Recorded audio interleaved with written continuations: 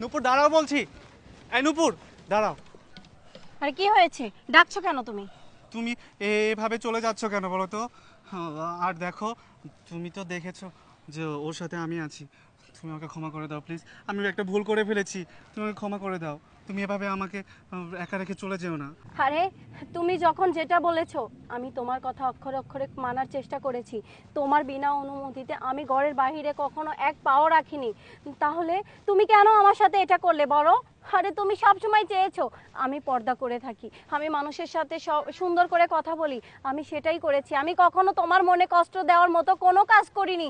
তাহলে আজকে কেন তুমি আমার আড়ালে অন্য একটা মেয়ের সাথে এই বাহিরে অফিসের নাম করে এসে দিনের পর দিন ঘন্টার পর ঘন্টা সময় কাটাও?